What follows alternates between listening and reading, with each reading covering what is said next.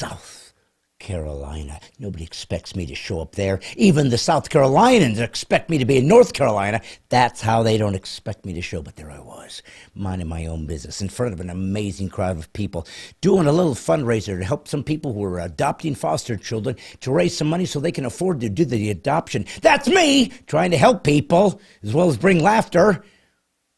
And after the show, everything was good. Everything was fine. Everything was peachy keen. And sure enough, somebody decided to rear their crazy blonde head and show up at the show, not letting me know, not raising their hand in the midst of it, just showing up surreptitiously. And nothing, I mean nothing, makes me more frustrated than surreptitiousness. And as I stared at this woman looking at me, I said, wow, you, and I was trying to look at her card. She was buying a book. I said, you remind me of somebody. You look like somebody I know. She said, look at the card. I said, I can't see it because it's too dark and I don't have good eyes. And she had to make a big deal about that. But sure enough, as I looked, as I stared, as she removed her glasses, sure enough, Karen Boyd showed up to the show. That's 3 for her. That sets the record for my fans showing up at the show surreptitiously. My son showed up surreptitiously when he issued for my loins, but that's another story. And if you're brand new to this brand new podcast of Brad Stine Has Issues, you're probably thinking to yourself, love the show, and the intro's unique, but my goodness, don't they at least have a song?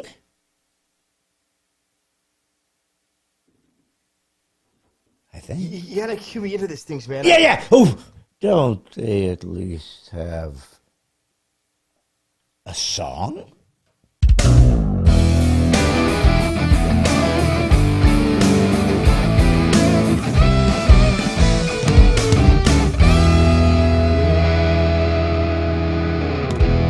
Hear ye, hear ye, hear ye. This is God's comic Brad Stine. This is Brad Stine Has Issues. Welcome to my podcast, the podcast where comedy, conservatism, and Christianity collide in a cacophony of clarity. My name is Brad Stine. It's also God's comic. That's what the New Yorker called me in 2004. I didn't come up with it. I'm also here with my son, Wyatt Leroy Stine, someone you never get to see because he's so concerned about being noticed out in public and having to give autographs. Wyatt, have you still been giving autographs, or is this visual hiding been paying off?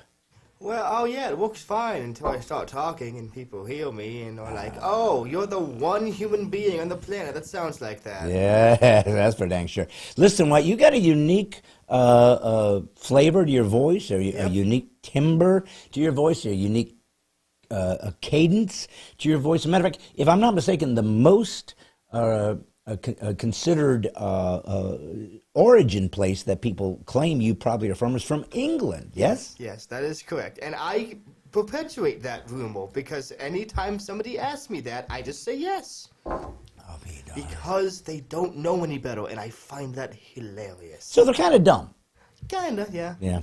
Do you ever call them dumb, or do you just leave it as is? Well, not to their face. Mm-hmm. We wait until they leave the store before we do that. Right. Company policy, you know. You know what, Wyatt? I'm going to do something that I don't do all the time. I'm going to do your job. No. Tech support. No. I found the notifications and I've popped up. So it was do your job. Okay, cool. No, it's not my job. Your job is to do all this, but I've learned to have to take it by the horns because you aren't there. I literally can't do it because it doesn't exist until I start the stream, and by then it's a bit late for me to turn it on for you. Why? Do you know who's watching us? I'm gonna guess Nick Chris and Colin Boyd. Yeah, but guess who else? Who always shows up with Nick somehow? Carrie Tudor. Who? She started jumping in. She's jumping in line with Nick. Right. What in the heck is going on, Nick?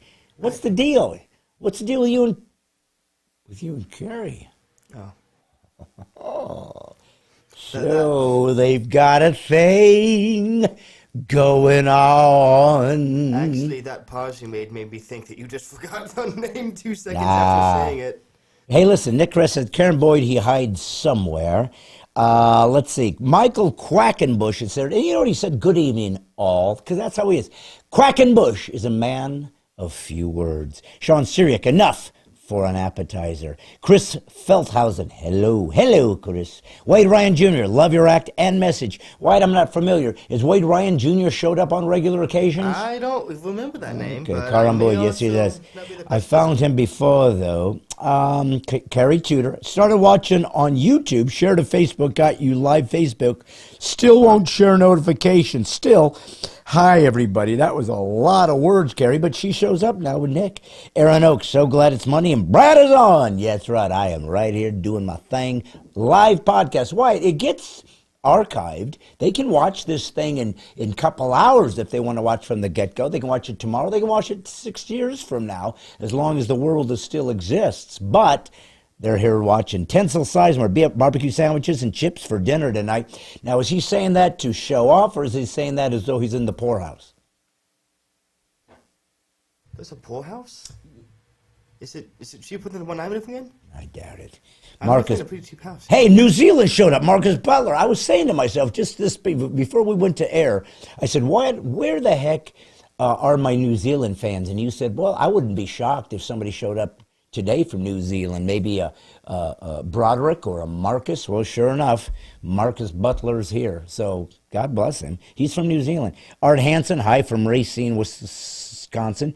Let's see. Aaron Oaks said, the highlight of my week. Again, why it always troubles me when people say I'm the highlight of their week, because it makes me think that they're bedridden and they have nurses that turn them from their bed sores, and all they can do is watch this because nobody will turn the channel. That's how I feel. Do you think it's my own lack of self-esteem, Wyatt, or do you think I'm just trying to be humble?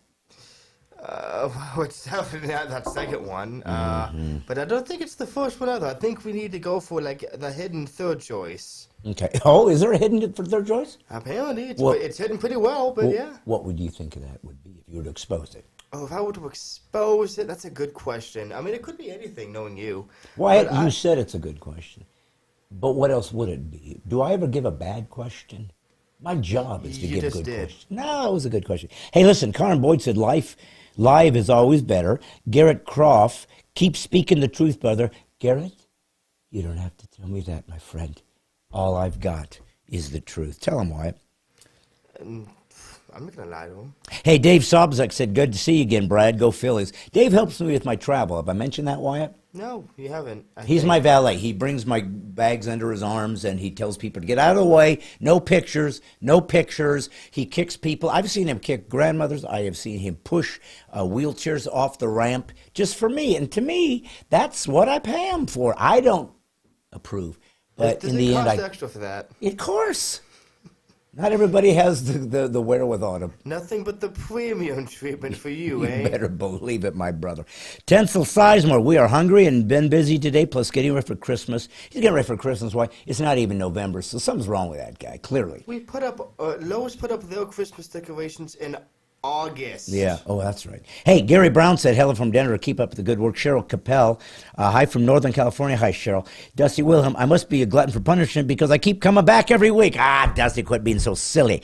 Nick Chris, highlight of the day, had to wrestle a 60-year-old exhaust fan off the roof, had an extra 60 pounds of grease built up in it. So, you know, I never knew Nick to be a whiner and a complainer. But Wyatt, something's happened to him. Do you think he's starting to take it for granted that he gets on first? He gets a lot of attention for that. He's met this new girl, Carrie. They're hanging out now. And suddenly, oh, I got a 60-pound fan. Poor me, poor me. What do you think? Why do you think it's time for Nick to just be grateful that he's got a job? He's in Minnesota, for crying out loud. I'm surprised that he's still free there, son. Wait, hold on. Who's on first? Nick Kress, and Carrie Tudor. That's not how the bit goes, and you know it. Oh, yes, exactly. You set it up perfectly. I didn't think of... you know what? That's the problem. You didn't think. I didn't think. Shoot. Alan Beardson. Hey, Brad. Hi from your East Tennessee law enforcement. Hey, buddy. Alan Bearden came to my show. Wyatt. Do you remember that show we did when you guys came back from somewhere? And we were you there? Or maybe you weren't there. And I Oh, was in. yeah, I remember you going back from No, somewhere. no, no. I was in Tennessee, close to Somewhere, Tennessee. My to favorite Johnson state. City, heading towards there. And, and then somewhere- Macy and somewhere in Tennessee, heading towards there. no. My daughter and my son-in-law and their kids stopped on the way back from North Carolina, and they stayed and they saw the show. Anyways, he was a police officer there, and he stopped and said hi. He apparently enjoys my work. He's a fan. We took some pictures. Very, very good man. I love to have armed men around me because you never know when you have to shoot somebody. I mean, you've got two of them. Yes. Right there, on camera and even. You got that's right. Clara Beatty's here. Forrest Bainey, the question marks is with you. Not quotation marks is with you. Hey, Brad. Let's see. Michael Quackenbush, swing and a miss. Jimmy Bledsoe. We love watching the show live, Brad, here in the Buckeye State. Please keep up the message. Now, folks, I'm going to show you a little point about my son, Wyatt. You don't know this. I've never mentioned it before, but I'm going to for the first time. Wyatt is an idiot savant. My son is incredibly smart and intelligent. He's a wonderful, magnificent drummer, and he's as you can see, he's kind of a funny little guy, just a little yuck, not my caliber, but he's trying. But well, with the material you give me to work off of, I can only do so much. I know. Well, again, a good comic would not need to rely on somebody else to feed them lines. Nevertheless, Yeah, and yet here you are having me in the show. I know it. Well, anyways, here's what you need to know, folks. I'm going to say something, and he's going to be stumped. He said, this gentleman just said, hey, hi from the Buckeye State. Wyatt, which state's the Buckeye State? Kentucky. No, that's the Bluegrass State. Listen, it may not have been right, but I wasn't stumped. No, you were quick. You were quick on the Quick draw. on the draw. Listen. I'm the fastest hand in the West, just not the most accurate. No, you are nailing your dunceness. I am a connoisseur of barely missing. You know what I love, though, son? You go all in. I'm going to be wrong. I'm going to be wrong fast. I'm going to be wrong with complete commitment. I'm going to be wrong with inspiration. And I'm not going to say twice and just cross my fingers that this thing is even close to being right. It wasn't. Look, man, you give me 2-7 offsuit, I say all in every time. Oh, that's true. You know what? You've probably won a few with 7-2 off because I remember one day we were doing our poker tournament, and we made a rule that if you win with 2-7 offsuit, you get like $100 from each player. Yeah.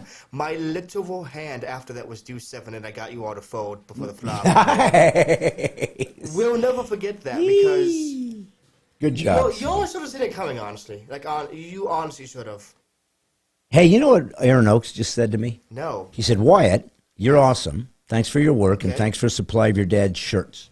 Now, this is not his shirt. This is mine. In a rare moment, he has actually decided to use one of his shirts. Yes, that's true. Speaking of shirts, I don't know if you guys know this or not, but Wyatt works part-time at Lowe's, and he has to because I don't pay him jack. But here's the thing. He oftentimes regales us with humorous Lowe's lowdown. I like to call it Lowe's lowdown because it's some kind of underbelly of the Lowe's system that the rest of us plebes would never know. We would know. Why not call it Lowe's down? We could call it Lowe's down. I don't care. I mean, it's your company. So No, you call it whatever. trust me, if it's my company, I'm selling. Yeah. Well, let me ask you this though. Anything interesting happen? Oh yeah. So Really? a few days ago, Yeah. I was going to the customer service desk because that's where all of the returns are for me to put away. Yes. And as I'm there getting them, a customer walks in to return an item. And so, I was in the area, so I was looking, just curious. The dude was returning a bottle of like barbecue dry seasoning, so like something you rub on your meat before you cook it. A dry rub. Yeah, a dry rub. An opened canister of dry, a used, opened can of dry rub, and I had to sit there as the cashier was just like, "What do I do with this?" Gave him the money back and then just trashed it because we can't sell that. And you want to know what the best part is? I thought that was the best part. The reason why he returned it, because it contained MSG. Oh. Yeah. Now, I don't know a whole lot about this whole conspiracy that MSG is the worst thing in the history of the universe. It's not the best thing, I can tell you that much, but I feel like it gets a bad rap. Why? Because all it is it's little vocabulary lesson for you. All MSG does is provide a umami flavor to foods. Yeah. I've told you about that word. Yeah, it's a wonderful word. Yeah, what's it mean? It's the fifth flavor. We have sweet, sour, salty, and bitter, and that's the fifth flavor, umami. And how would you describe that flavor? Mouthful of feathers? Close to being right, but no. It's savory. Savory. And so that got me thinking, what's the deal with MSG? Yeah. I mean, Kentucky Fried Chicken used it in the original recipe. So, nobody had a problem with it then. Why now, all of a sudden, is it getting this rap? Why, they used to have a sprinkling, a little canister called Accent. That was the name of this spice. It was MSG. And we used to have that, and you could throw that on it. It gives it a, and by the way, it gives it a good flavor. I mean, it's in noodles, right? It's in ramen noodles. Yeah, yeah. I love it. I'm a big MSG fan, and apparently it's killing me as we speak. Really? Matter of fact, I'm on the way out. I might keel over right now because of the MSG overload, Well, hey, and I didn't see that. Hey, it'd be right in time for the Halloween special. Hey, last Halloween we interviewed a ghost. How about another ghost? We might. Who knows? A more real ghost this time. Oh. But it also, something else that I learned after the fact. So the reason why he didn't want the MSG wasn't because he didn't like it. Apparently his wife was allergic to it. Okay. Now that makes a lot more sense. That makes a lot more Yeah, sense. here's- But that brings me to a question I've had for a while. Please. What's the deal with allergies? I mean, I see people with peanut allergies, and I'm just like, what's the deal? I can eat a peanut. And I don't look at them and go, man, should I be worried about this?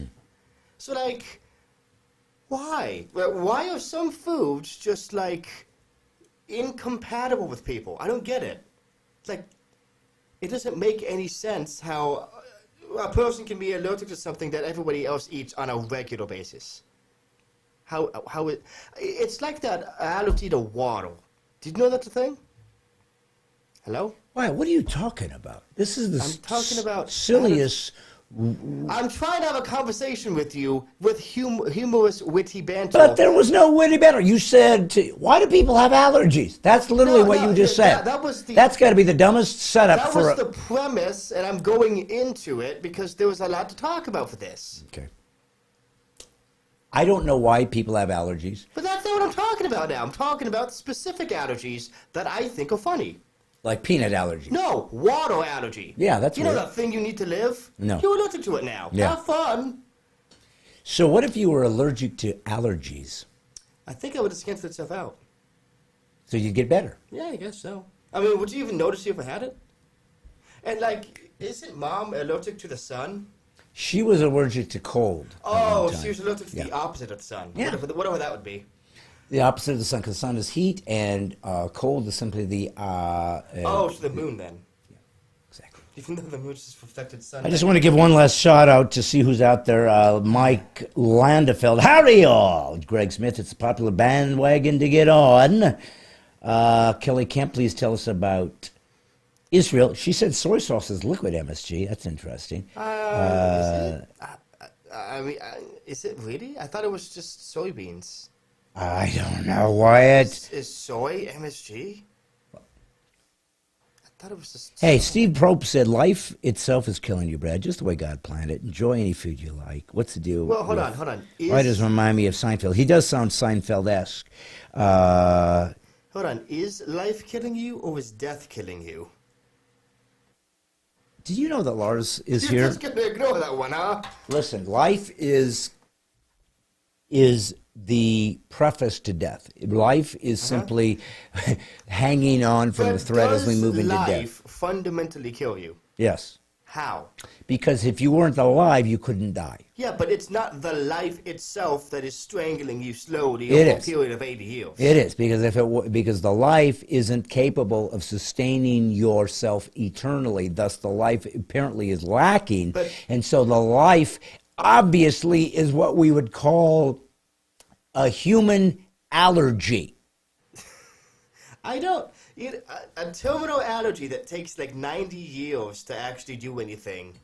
I don't think that's an allergy so much as that's just but a the really fact that I poison. spun life, death, back to the full circle of allergy, which you brought up, it was going nowhere. It was eating. Congratulations, you spent 10 minutes to get to the point I was trying to make. And I got the funny. Yeah, Thank you, did. ladies and gentlemen. No, That's why you're I'm God's telling me- comic, hold and on. you're my butler. No. You're telling me that an allergy to living is funnier than an allergy to water. Yes. We need water to live. Life What apparently kills you. what if that's what it is?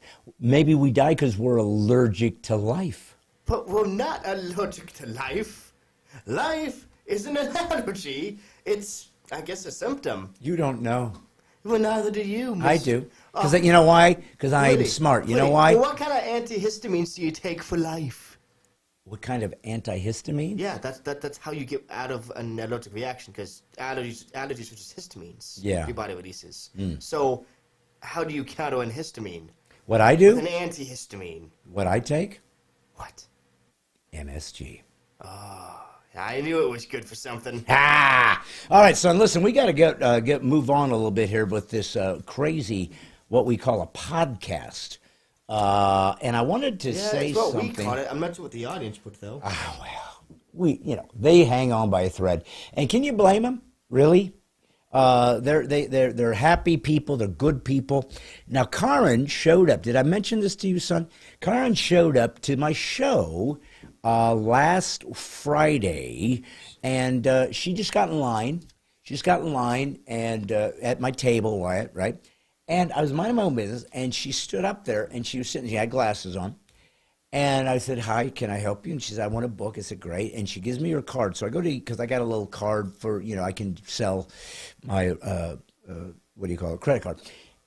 And I kind of like look at her and go, man, she looks familiar. And I was trying to read to see who it was, like who she looks like. Karen Boyd. I said, well, it wouldn't be her, but it sure kind of looks like it. And I couldn't see it because it was dark where they were.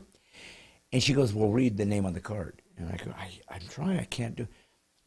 And then finally I see it's Karen. I said, I knew. I was just going to say, you look like Karen. I just said to you, you look like somebody I know. And then she took off her glasses and it was Karen. And there she was. Wasn't that sweet? Wasn't that sweet of her? Honestly, I'm just surprised that the Superman disguise actually works. Yeah, well, she had a little curl in her head, so that threw me. And she worked for the Daily Planet. That always gets people. It throws everybody, because who is expecting a mild-mannered reporter To be some ultra-powerful being that can Exactly. leap taller than buildings and stuff. It's ridiculous, and right? is only allergic to kryptonite? Well, I'm pretty sure kryptonite's just concentrated chemistry. Well, I think nobody would debate that. Well, but yeah, I mean, isn't kryptonite like the ultimate fictional allergy? I think so. Pretty sure it is. I think so. I think kryptonite is real, by the way. Isn't there really a gem or something called kryptonite? There's something close to it by name, but the kryptonite by that name does not exist. You're thinking of kleptomaniac. That's not what I'm getting at. No, I don't steal kryptonite all the time. Don't look in my room. I wonder what that Don't glowing. look under the suspiciously glowing bed. I wondered what that glowing shards were. Are you telling me? I may have a side gig delivering it to some rich business guy, like Lexian Lutherian or something. I don't know. Dude pays me well, so I don't want to ask questions. Hey, you can't ask if they're paying. So, son, I got to tell you something, and I don't know if you knew this or not, but part of the gimmick of our little Brad Stine Has Issues, and it is a gimmick, is nobody ever gets to see you. Now, we didn't do that on purpose. It's not like you're hideous. And you know, I mean, you're not hideous. But Kind of hesitated there, pal. well, I was trying to think of how to frame it, to sound. How do I say this in the least offensive way? Well, and that's never been my issue. But Yeah, you did great, pal. Good job. But listen to me now. I saw her and I thought to myself, you know what? In the 3 years we've been doing this, I'm guessing around 3 years. I think it's what we've figured out. I don't. Have you been with me for the whole 3 years? Has it just been 2? Has it been 3? Maybe 2. Maybe 2. Time flies, man. Yeah. Time flies, and I'm taking the bus. I know it. Well, listen, I will say this. If it was 2, but it could be 3, but let's say 2. Anyways, we only had one camera when we started, so you couldn't get in the shot. We didn't even have a table big enough. It all fell apart because we just sucked at this. And then it became kind of this gimmick. What changed exactly? Well, nothing other than we got 2 cameras to suck twice as good. The only thing that changed in that scenario was how many cameras we had. I know. Now we're up to 4 cameras. I know. Guess what? Still suck at this. Still suck, but people, they hold our hand, they spoon feed us through it, and God bless them for that. I'm pretty sure it's pity at this point. It has to be. Right? Well, but here's the thing. I thought to myself, one time Nick Kress showed up at a show in Minnesota. Now, anybody that has the courage to venture outside in Minnesota and not get shot or stabbed, I feel like deserves something special. And if you remember, I think I was talking to you, or I called you. I don't remember which, but I think maybe I was talking to you. I don't know why. On FaceTime, because we were talking about something. And I said to myself, you know what? Nick has been one of the top supporters of this podcast from the very beginning. He's just kind of believed in me, Wyatt.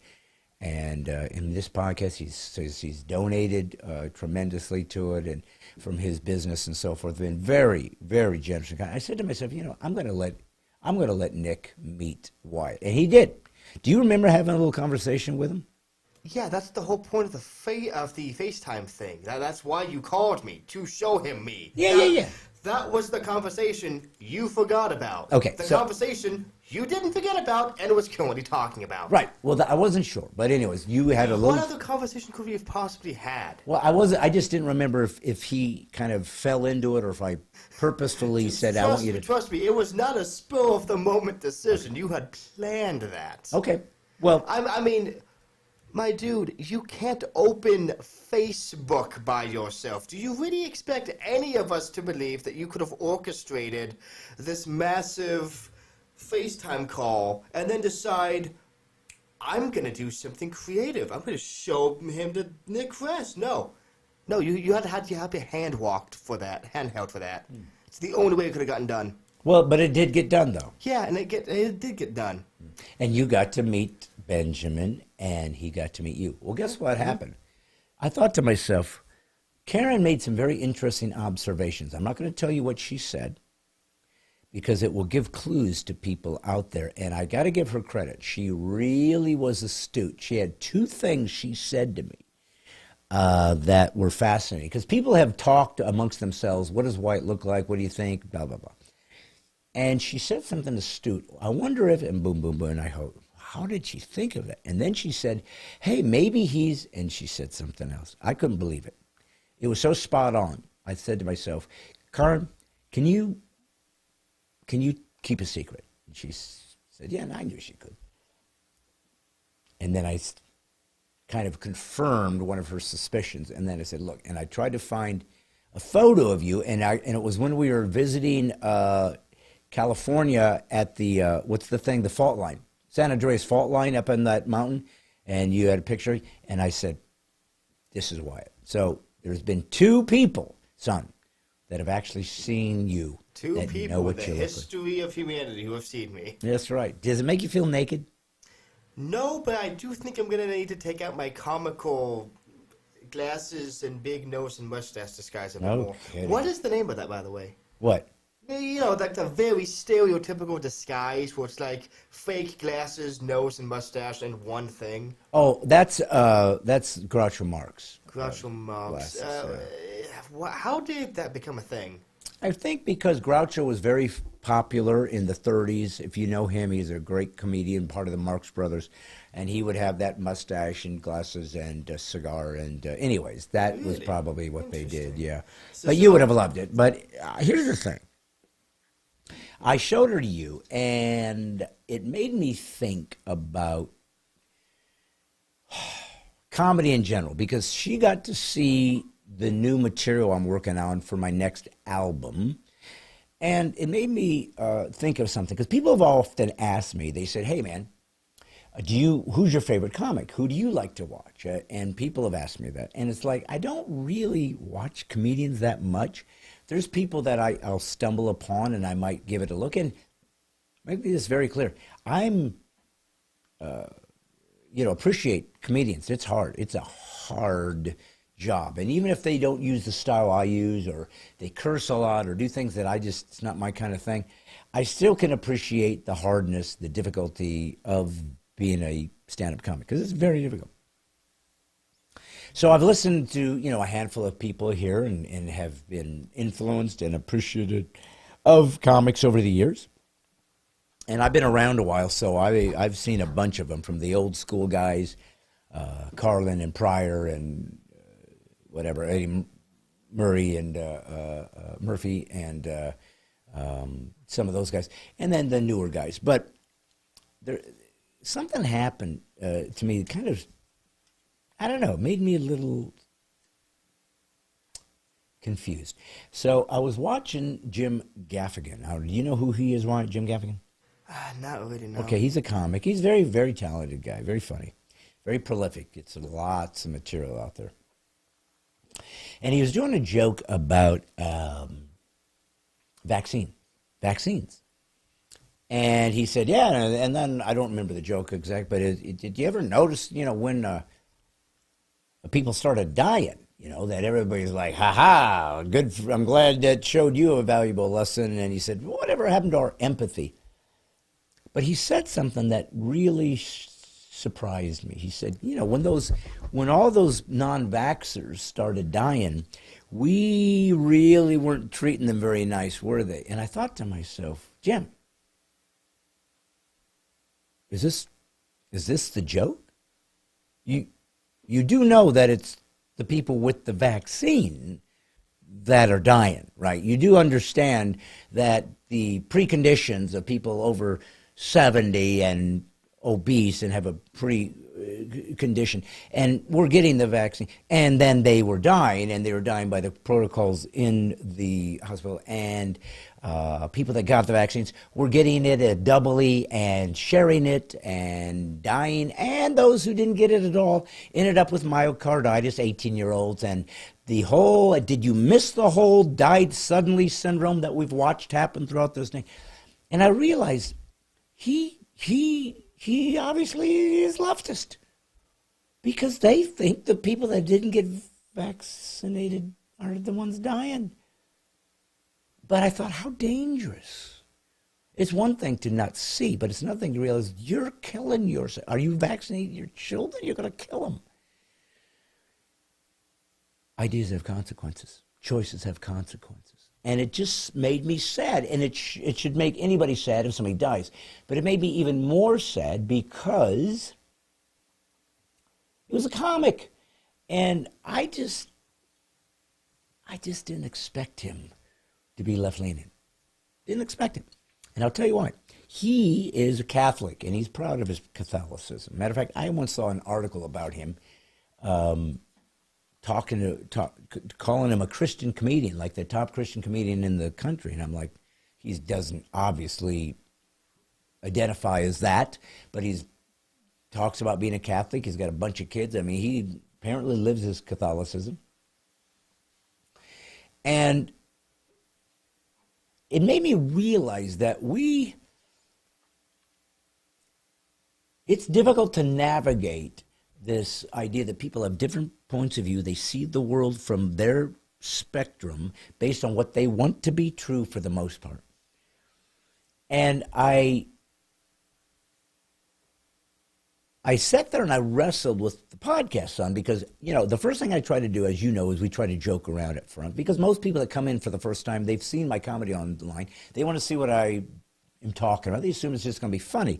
And I want to have fun. I enjoy having fun with you, Wyatt. I don't know why. I don't know why. You're annoying. You're, you know, combative.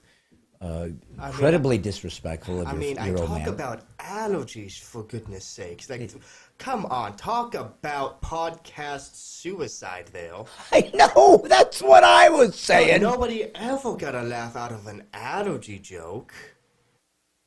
I did. Thanks for setting me up, son. Least I can do. You need all the help you can get.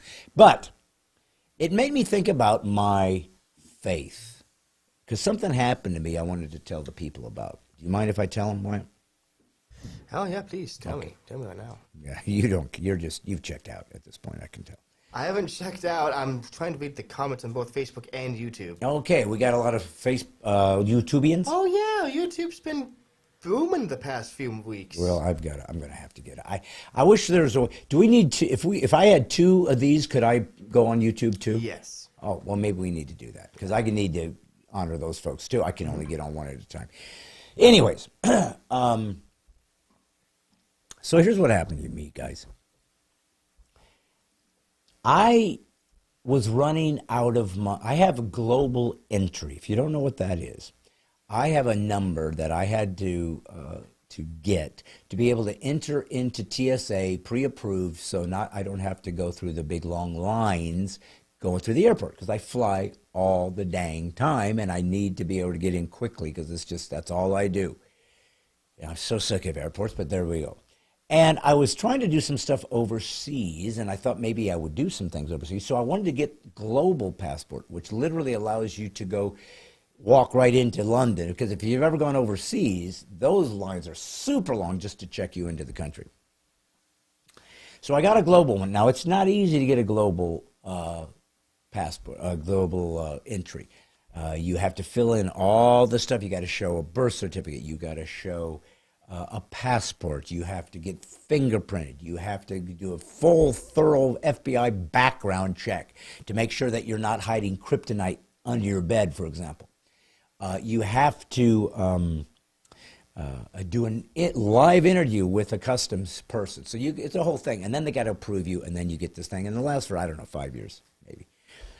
It was running out. Now, here's the cool thing. If you get TSA pre-approved, you can skip the long lines, go through TSA pre-approved. But that doesn't get you into Canada quick. It doesn't get you into London. It doesn't get you into Egypt. It doesn't get you into Australia fast. Only global entry does that. But if you have a global entry, which I do, that also gives you TSA pre-approved. So I said, let's get global. So my global runs out in January because that's my birthday. So it was 5 years or whatever. It was running out. So I had to re-up it. And I wanted to get it quickly so I didn't miss out and lose that ability to go through. Because everybody's telling me passports are taking like months now to get renewed. And everything's like, oh my gosh, what am I going to do? So I needed to get my passport. Now, I have this little desk, this little thing on my desk. It's like a cabinet thing, just a tiny thing, that I usually keep my passport in, or a tray that I keep my passport in. I go to get it. It's not there.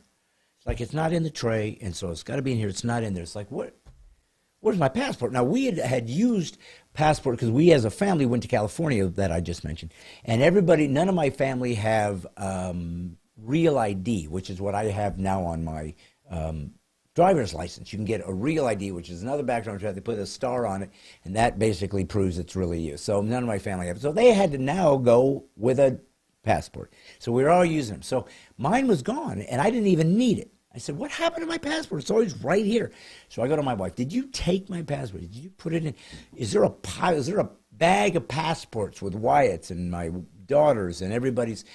No. So I'm looking in my bookshelves. I'm thinking maybe I shoved it in my bookshelf and it's not in there, and it's not there. And I go, well, maybe it's in this tub that has some stuff in it, and I'm going through it, and I mean, I am cleaning my room. I'm going through this, like, where is my passport? This makes no sense. I thought, you know what? Sometimes you'll put stuff in your closet, in your, everybody. If you think, by the way, that putting your expensive goods in your closet in your master bedroom is safe, no, that's where they all go, because that's where everybody puts their stuff. So just letting you know, that's where your ring is. We already know. The watch, the thing, it's all there.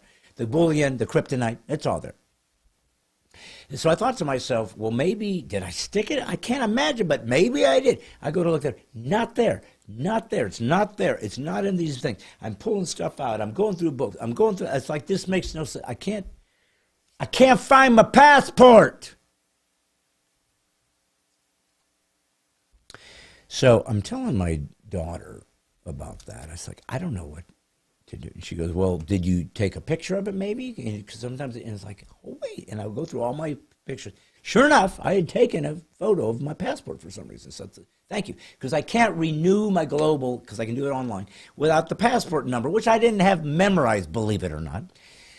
So I said, well, thank you. That's kind of helpful. Because maybe I can at least get the renewal. That's the big thing. But I still don't know where my passport is, and I don't want to not have it, and it was driving me crazy. I literally ran out of ideas as to where to even look. It's like I wouldn't have put it anywhere else. This makes no sense. What's the point of this story? I believe in God. For real. Do I have doubts about how this game works? You better believe it. Am I confused about everything about what God does and doesn't? Yeah, of course, because God is hard to understand, Wyatt. But I believe, and I realize that faith isn't a jettison of your brain. Faith is another dimension of your faculties that sees. It sees without eyes. It hears without ears. It speaks without a tongue. It's transcendent. It's the outside of the material world. It exists. It's right here. It's not in heaven. There's no heaven. Because if I look up in Australia, which is directly below us, looks up, they're looking down from my perspective. Because Wyatt, if you're on a globe in the middle of space, there is no up.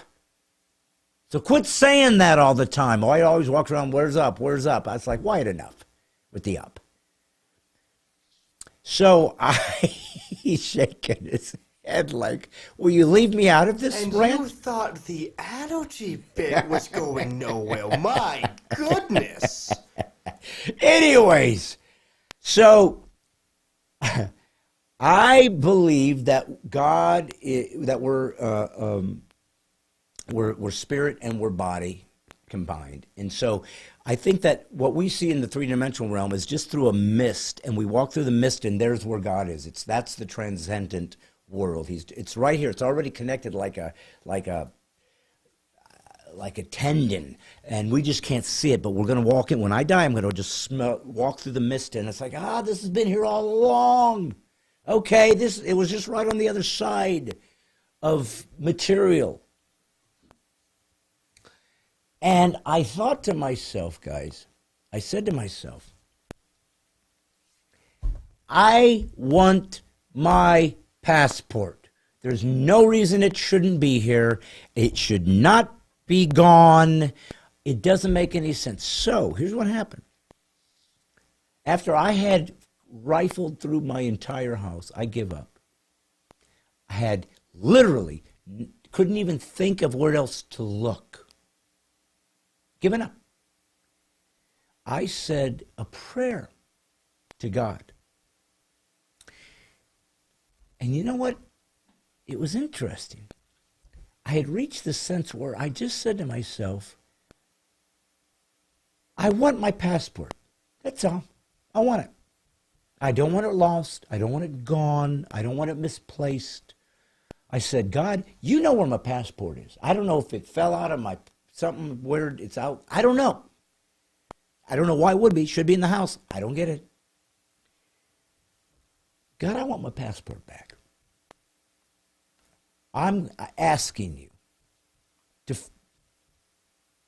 tell me where to go find my passport, because you know where it is. Now, we've all prayed prayers to God, right? This was different. I asked him this, I said this prayer,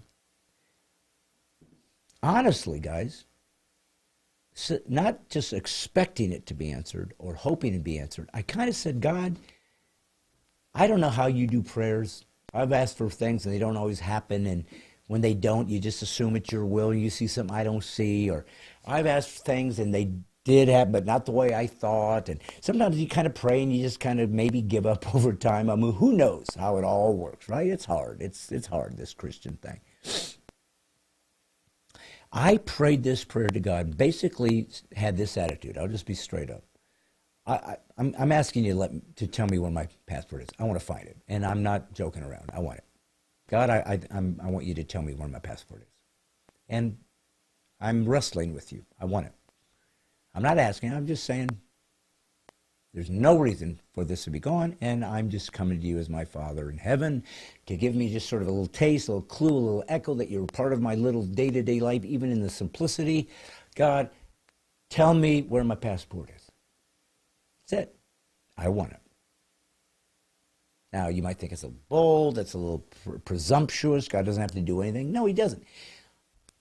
But if you have a relationship with God and you actually believe it's true, then there should be a supernatural naturalness taking place in your life that you practice, that you discipline yourself, that you get used to. So I prayed saying, I want this. I want this one. No ambivalence, no who knows, it's God's will. No, I want my passport, Lord. Please tell me where it is.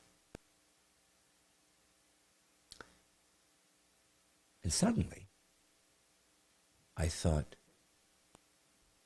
it's in your jacket pocket, hanging up in your suits. What? Why would it be in my jacket? I haven't even gone overseas. Why would I even use my passport? But it just clicked. The moment I made the prayer, I want this, and I'm asking for it. Suddenly, I thought of my jacket. I had not even thought. I was in my closet looking through everything else. Never thought to look in my jacket. And the moment I said to God, God, this time I'm asking you. I want this. I'm not leaving until you give me this thing. It's in your jacket pocket. I go in there, and I start going through my jacket. Nothing here. But something in me said, I'm going to find it. This is in here. It's in here. Nothing. I saw this suit that I used in Running the Bases. If you ever saw that movie, I was in that movie. And this blue suit I wore there, I stole. I asked them if I could have it, and they let me have it. And it was hanging up inside, a thing to keep it from getting mothballs. Unzipped, there's all these suits. I reach in there. There's my passport. I don't know why it was in that suit. I don't remember putting it in there. Obviously I did, but I don't know why. I don't recall why or what I was using it for. I don't know. But I went to God Almighty and said, I just need a little nudge, a little taste that you are in fact real and you care about the little dumb things in my life. And I pray and hope, and I pray and hang on, and I pray and try to be respectful and pray and be honorable because you're God, not me, and you make the rules, and you can do whatever you want. Your sovereignty gets to do things, and plus, you know things I don't know, and there's times when you simply are not going to give me something I want because it's not going to be good for me. But this time, I simply demanded, I want my passport back out, and I'm going to ask you to tell me where it is. And he did. And he said, okay, it's right in there. And it was. If you don't believe in God, folks, that's on you. But you will be dead soon, as will I. And you will meet him. You want him to be in your family. Today we got a special guest, Wyatt. Now, you were here when we had that interview because it was live on set. Folks, Life ain't easy. And in the United States of America, to be a Christian is now becoming persecutable. They're trying to make it illegal. They're trying to make end rounds by people with Christian faith to lose their children if they don't affirm them wanting to have their genitals mutilated. I mean, it's sick, it's demonic, it's twisted, and it's now part of the United States. We're not immune to the enemy taking control, especially when the church has not stood up for these things for years. See, the Bible says, when my people who are called by my name will humble themselves and turn from their wicked ways and turn from their sins, I will see from heaven and I will protect them. He said, he didn't ask the non-believers to finally repent. He said, all you guys who think you're Christians, you repent. You get on your knees. You believe that I will come and give a third great awakening. You believe that I'm going to change things. You believe I'm really here. You be a warrior. You stand up. You do the hard work. You be the conduit. You get in the middle. I'm not doing it by myself. It's your world. You screwed it up. Your job is to redeem it. I did all the work. Get busy. The guy that I'm about to introduce you to, you're going to find very fascinating, because this gentleman came from a country that for a long time did not get that freedom. China. They can't wait to imprison Christians. They've been doing it for years, ever since Mao. The Cultural Revolution. This guy's got an amazing testimony of coming from communist China, escaping to the United States. Not amazing, harrowing story of the Red Guard and escaping from them and hiding from them and his parents there who were teachers in there. This guy ends up going to major institutions, Harvard, and where else did he go? MIT. I think he got a doctorate in both of them. I mean, he's ridiculous, of course. And a eye surgeon patented the ability to heal scars in eyes through something that he had discovered while he was in China in duress. All the story you're about to hear, because he's going to tell you. And a new movie about his life has been made with Greg Kinnear in it, and it's coming out this week. And we're going to talk about it. We're going to even show a trailer for it. But I want you guys to meet somebody that you really should be inspired by, be amazed by, see what it means to come from a place where freedom was not expected, and why it's so crucial never to forget what this nation gives to those who come here to respect it and to merge within its fold, to become part of its DNA. Not to steal, not to take over, not to try to bring your culture that you fled here and then try to rebuild it here when you clearly left because it wasn't good enough. You'd think you'd want to become part of the place you came to because you knew it was better than where you were. America's dying, folks. Fix it. Do something. Join the militia of the mind. Become part of the mighty 10,000. You can do it right now. You can donate right now. And we will get together and fight, pray, and see what happens. And see if, in fact, God will show mercy on us. But for right now, I want you to see this particular amazing interview with someone who I promise you will never forget. And you should go see his movie as soon as you can. Enjoy yourself as you listen to the interview with God's Comic Brad Stine and Dr. Ming Wang. I have a confession to make. I used to think that I was smart. I thought, I've read a lot of books. I'm an autodidact. I've told you guys that. So everything I've ever basically learned, I learned by my self-study and contemplation. Thought I was kind of a smart guy, I'm a comedian, do comedy things. They were usually pretty observant. And then I stumbled upon my next guest, and come to find out, I'm an idiot. Because he literally knows everything and about everything.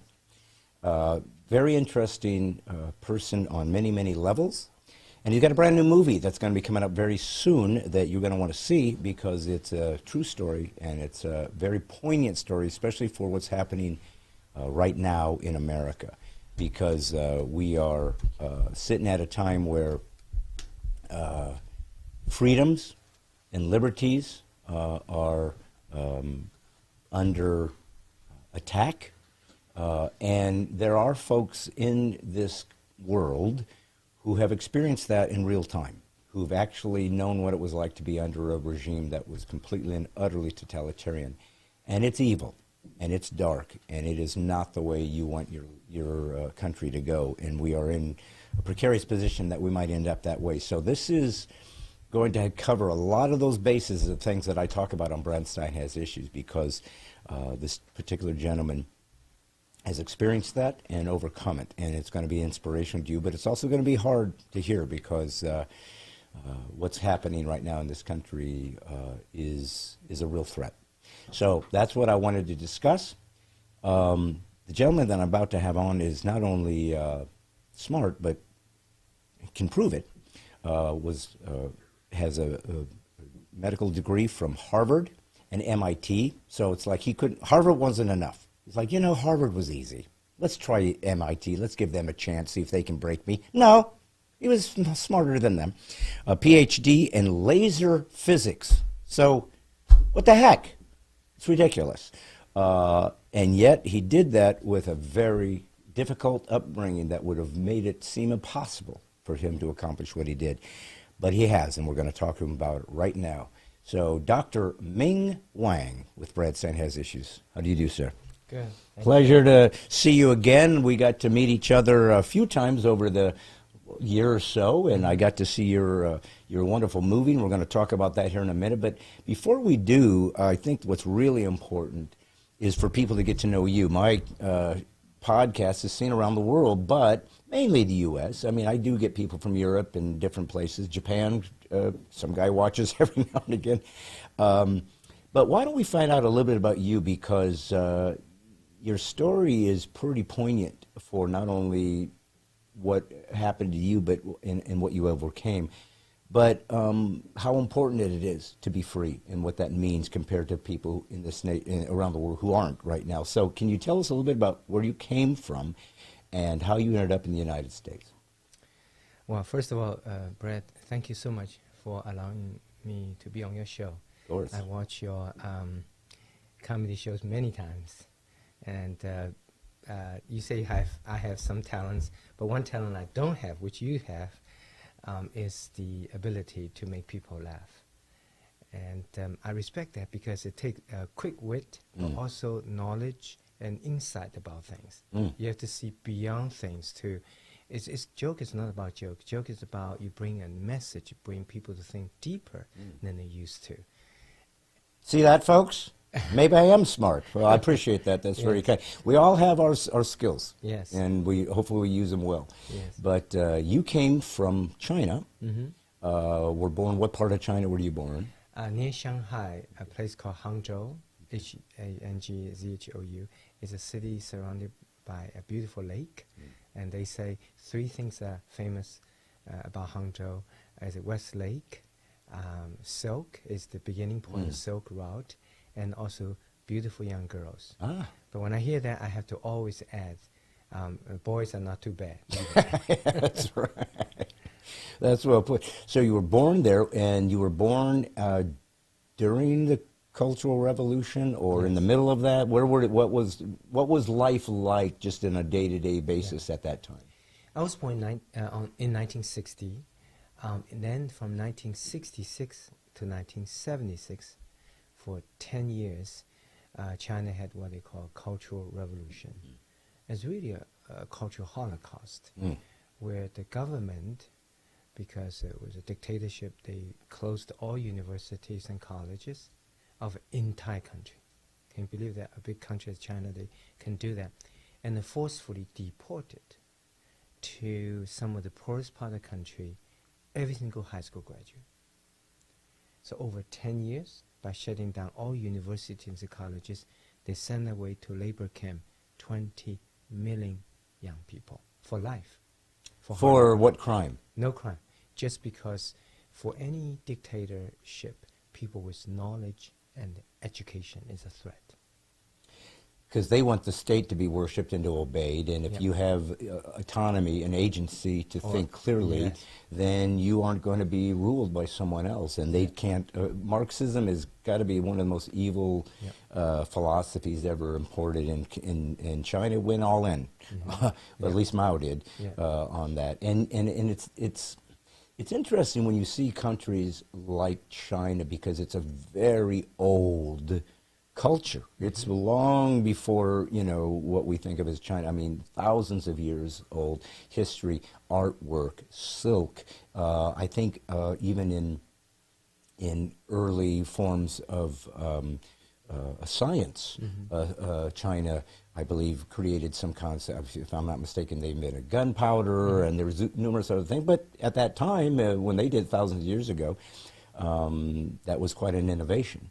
So you have a rich history, a proud history of a people that have done amazing things, and yet something happened that created an environment for someone to decide that they were going to just rule this nation. Now, of course, you had emperors and so forth prior to that, so maybe there was a sense of Chinese people having a history of not being completely confused by someone kind of as a ruler, but I don't know it was the same kind of oppression, was it? The earlier China history, were people fairly free to live their lives, or even then did they have some dictates of the emperor that kind of decided to live, tell them how they could live? I mean, what does that look like? It's a great question. China has a 5,000-year history, and one of the oldest civilizations, Greeks, Egyptians, and Iraq, the cradle of the culture. So Chinese culture, 5,000 years, and it's always been ruled by different dynasties, by different emperors. For the almost entire history of China, people had emperors. So the top-down system, where there's someone on the top, like royalty, like a royal system. Okay. It has been that way, and just the communist government just took advantage of that, and just they came into power. And but was it the same? What I'm trying to get a feel for is the DNA of being Chinese, because every culture, especially an old one, creates a system, a formula that people get used to, and they grow up. And if you're Chinese, you think a certain way, you see the world a certain way, you have morals that are unique, you have customs that you don't want to break. That would be very difficult, if you saw somebody do certain things that we wouldn't think about. I don't know if it's China. I know there was some place where if you sat back and put your feet up and the soles of the feet can be seen, it's like deeply offensive. If you don't understand a culture, you can offend people and not even know it. So I was curious about if like you said, a 5,000-year history, if the earlier sense of being part of an emperor, if that also was where people felt ruled was okay because they still were given a certain amount of freedom, or was it a serfdom type of scenario where they kind of worked for the emperor and they really didn't have freedom, or did they feel somewhat that they still had their own autonomous life? Another very good question. Here I'm holding a book of my autobiography, From Darkness to Sight. Actually, the foreword was written by then Senator William Frist, MD. And Dr. Frist called me some years ago. He called me some years ago. He said, Ming, I'm in Princeton. I'm teaching some kind of economic system, that political system between East and West. Tell me the difference between Chinese culture and Western culture. And I told Dr. Frist then, I said, well, here are the principal differences between, say, China and the United States as representative East and here, the West. First, population density is a lot higher. People live much closer to each other. As a result of that, people care a lot about what other people think, what they do. Here in America, each person, we are individual. We decide what we want to do, what will make me happy. But in an ancient culture like China, where the population density is a lot higher, people are a lot closer, so that you have to worry about what other people think, what you do. the first consideration of when people do something is not what one think oneself, but what others will think. So that's the first difference. And second difference is a culture that respect elderly, respects seniority a lot. Which is a good attribute. Yeah, that's a good attribute. In contrast to West here, we, like Hollywood media industry, worship teenagers, you know, make a film just for teenagers and all that. And third, because long history, people tend to do things based on what has been done before, because of a long history, what has worked before. Where in America, here in the West, we decide to do something whether it works now or not. You know, we don't have too long history, so we don't. So these are three principal differences. One is we worry about what other people think, so it's more of a group rather than an individual. And second, you tend to respect the seniority more, elderly. And third, you tend to decide to do something or not based on what has been or not has been done. So these are three principal differences, as I at the time relate to Dr. First, about East and West. Yes.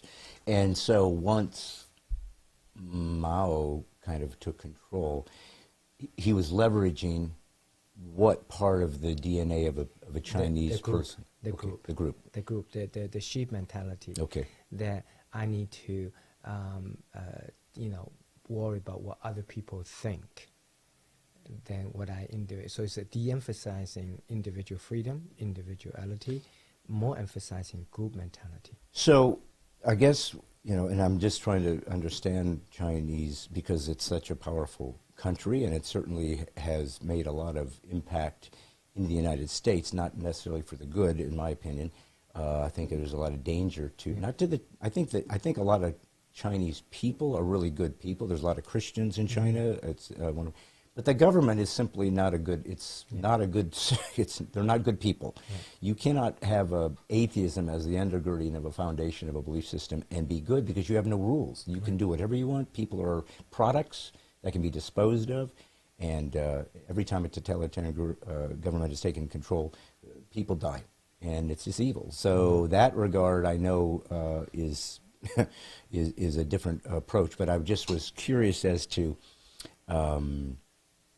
how that has even once Mao sort of lost power, right, and he ended, and it seems as though China tried to embrace democracy to a degree, or at least capitalism, because they couldn't function. Marxism can't work financially because you can't have a system where somebody tries to decide what everybody wants, because people don't. It doesn't work like that. You need the ingenuity of folks allowing the market to expose itself so that it will be effective. That's why capitalism works. That's why there's a middle class that never existed in history.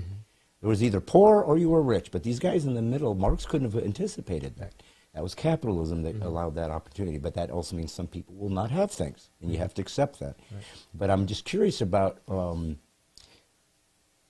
once sort of the communistic element, did it change from the way Mao was positioning it? Is it a different form of it? But you mentioned about how you care about how people see about you. So we now have social credit scores in China, which is what they're trying to do here in the United States, where literally you want to buy, you want to sell, you want to have a job, you want to have a place to live that's in a nice area. You have to earn it through your behavior.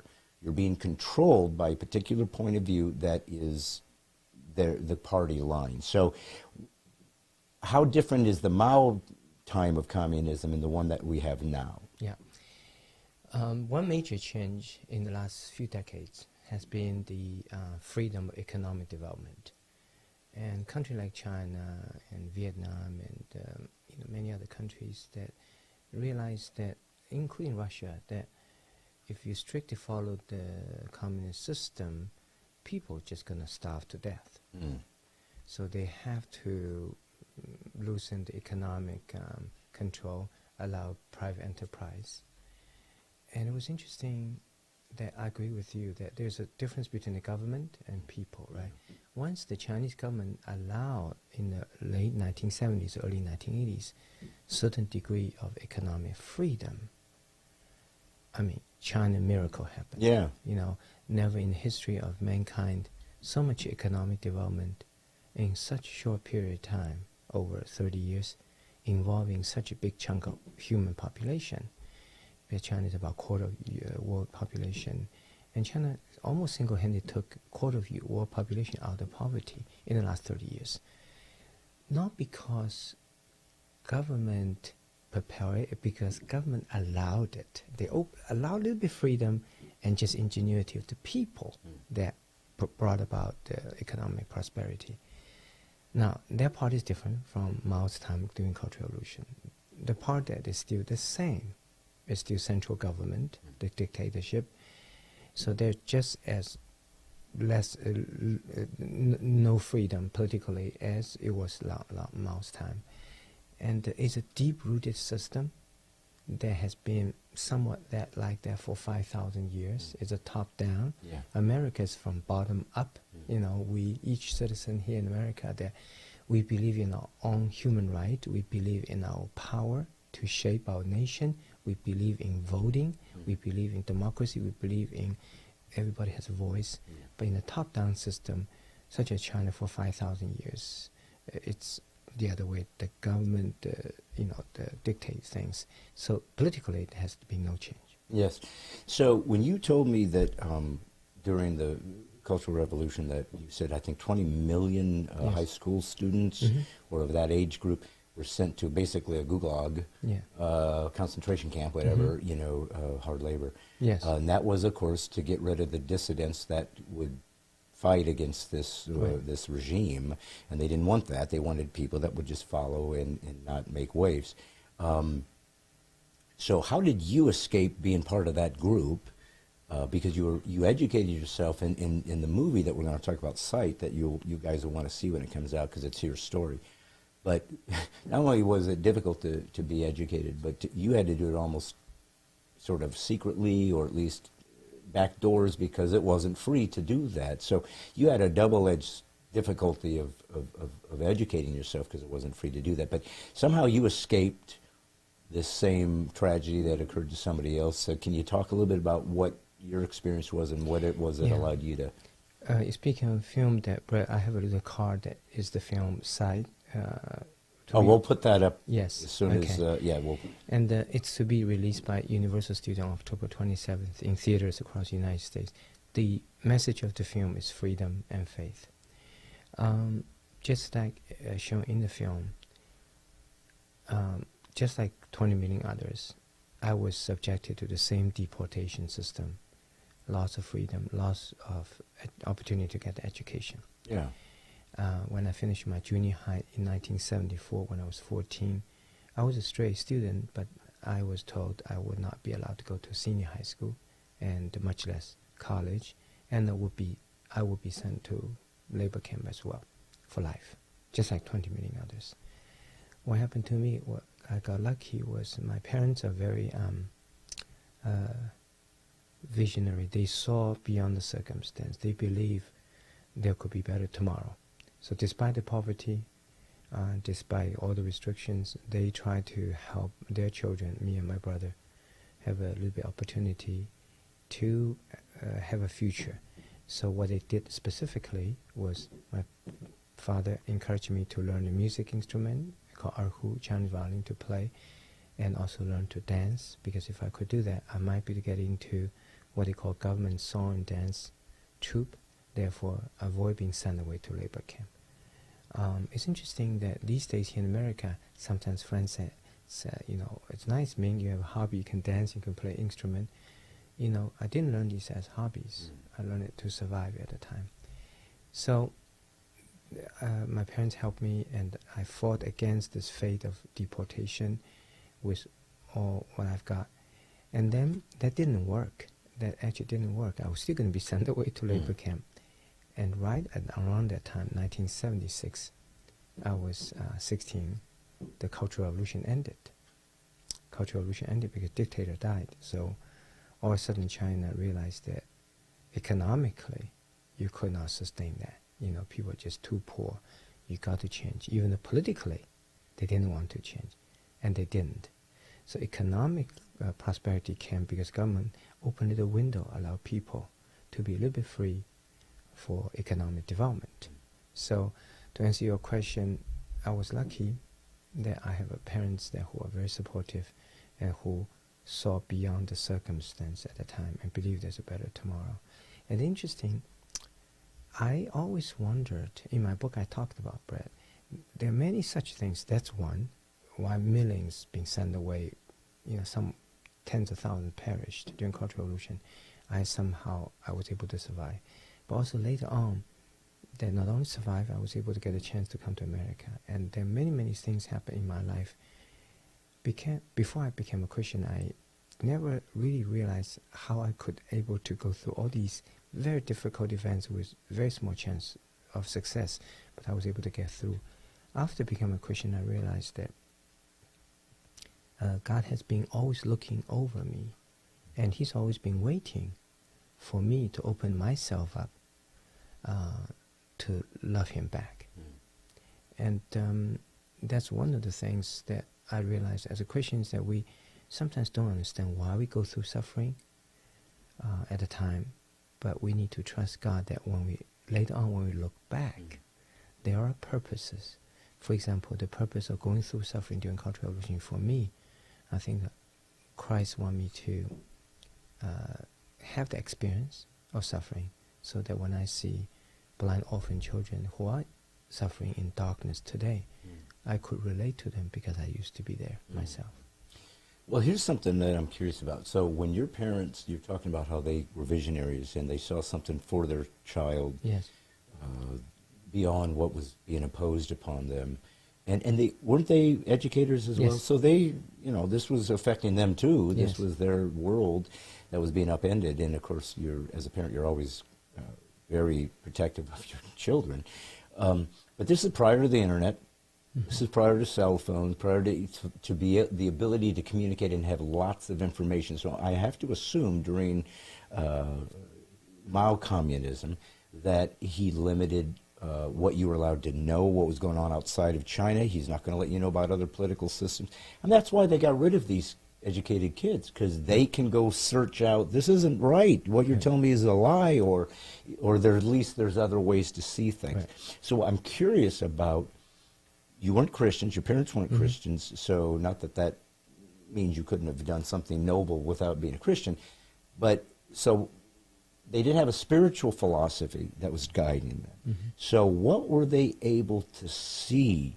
They were in the middle of communism. It wasn't like it just happened 5 minutes ago. They kind of had gotten used to how to work the system so they could survive, protect their child, and they knew something was wrong about what was happening. What was their philosophy? What did they see? And I say that because we're living in a country now where 3 years ago, the CDC decided that, you have to do this, this, and this, and that we always trusted. You trust the CDC. That's their job, is to see what is going on and protect people. Their entire specialty is the medical profession. And people think, well, that's not going to get politicized.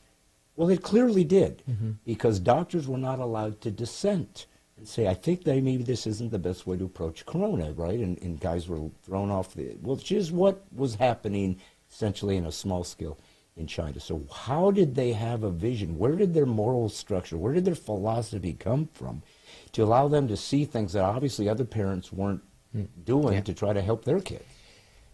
I think probably the answer is knowledge.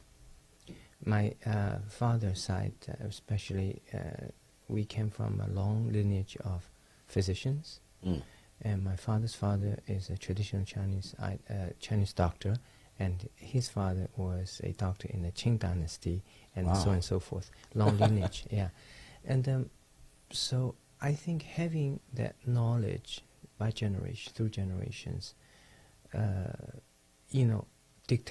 what dictators are afraid the most is people have knowledge and can think for themselves. Yeah, that's what the dictators are most afraid of. My parents are very blessed that they had this long line of education tradition in the system. So even in the middle of the Cultural Revolution, we're always supposed to read was Mao's selected work.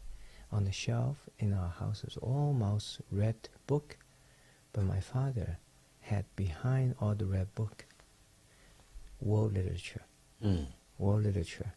And is this stuff he had learned in college or himself? Or Himself. how was he aware of, Yeah, of it? I just thought it was very controlled and you Yeah. didn't even have access to literature It's outside. 99% as not accessible, but through his personal effort, through his parents, grandparents' influence.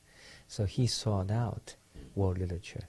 He sought out the traditional literature. He sought out the Western, the democracy ideas. So even at the most darkest time, behind those row of red books, he had ancient Tang Dynasty poems, and he had world literature. And in fact, in many of those books, he showed me those were forbidden.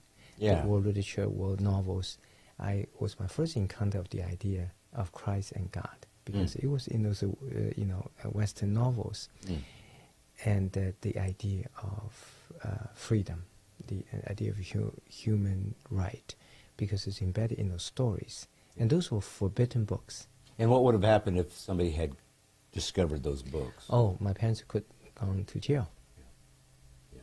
So he was willing to risk that because he knew that the knowledge and truth was more important than lies, and probably worth the risk. Yes. Because truth is Yes. what's... As Christians, Jesus said he was truth. Not a truth. Truth. Immutable truth by which all truth derives. So if truth exists, it emanates from the Creator God. So that's a huge, that's a gigantic philosophical presupposition. Right. That and it's offensive. You come from a 5,000-year cultural history, much, much, much older than Europe. So but you had your own philosophical or religious traditions. I'm thinking Buddhism, Taoism, perhaps. Yeah, Buddhism, Taoism, but majority of Chinese people are not religious. Okay. They go by a quasi-religious belief and way of life, which is Confucius. Confucius. Yeah, yes. Confucius is the most dominating way of life or life's philosophy for nearly all these thousands of years. And so it's almost functioned like a religious, meaning governing people's behavior, principally these three aspects. You respect the history, you respect the elderly, you respect what other people think, what you do. This is from Confucianism? Yes. Okay.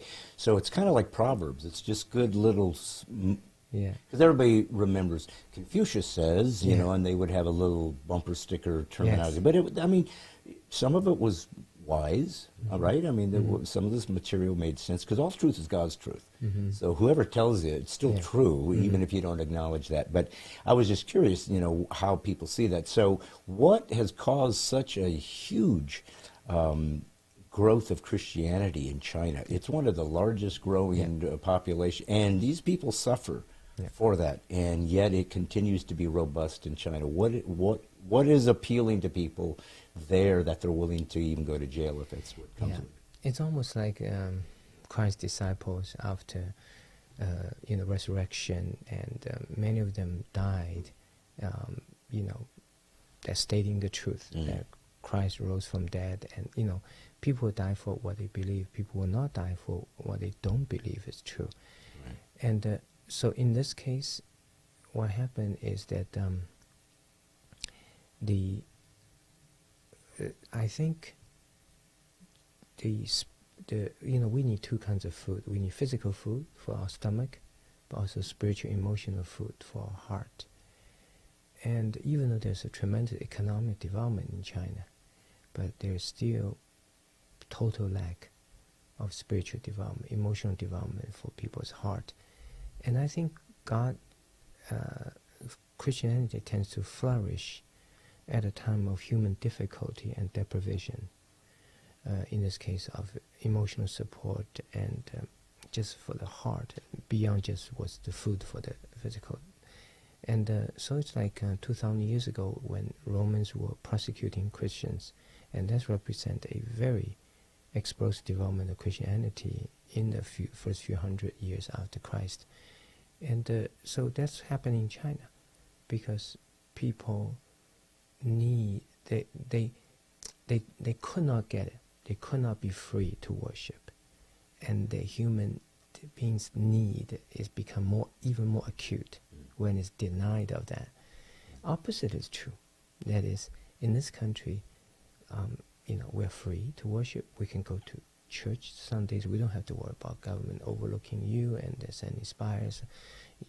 Our church in China, for example, got shut down 5 times over 10 years, and we could never have our place because government will discover, because 80% of the churches in China are illegal house churches. Yeah.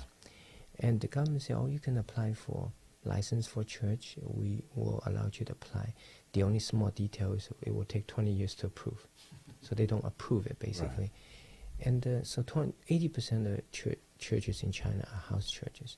But people are hungry because they need that, and that was denied from them. So they try even harder. But opposite is true. In this country, we have such easy access, free access to worship, to love, and to love our Christ, to be able to have a faith, and that people tend not to appreciate, And I always tell my friends that, just the fact that you can go to church freely on Sunday, you can worship, and you can freely state your faith in the society, even though that's somewhat been taken away in some ways in America. But by and large, that is to be appreciated, and that doesn't exist, that freedom to worship, in so much parts of the world, even today, including China. Well, and what is very clear, because another burgeoning church is Iran. Mm-hmm. So we're talking about talk about persecution. If you're in a Muslim-controlled country, you die for being a Christian. Certainly in communist countries. But I'm curious about the motivation, and this is more of a broad human observational question to you, but it just makes me think. China's got, 1 billion people? It's huge. It might have the largest population of any country, perhaps. 1.4 billion, yeah. Okay, so it's huge. They have a work ethic. Obviously, they believe there's dignity to work. You don't have to push that. We want to do that. We want to participate, even if it's for the common good. They think it's a noble thing to do. We know that despots do that because they want to control. Human beings are pride-filled. They want to control. They want to rule other people, clearly. It's just an idea. If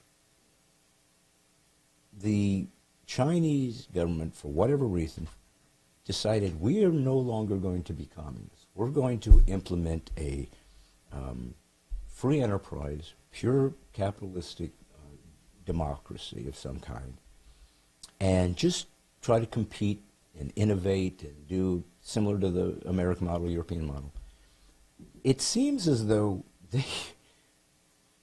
they would be amazingly successful. They have the numbers, they have the people, they have resources. What would happen if they just simply decided to relinquish the slavery mentality they have over people and allow people, I don't know, what is it?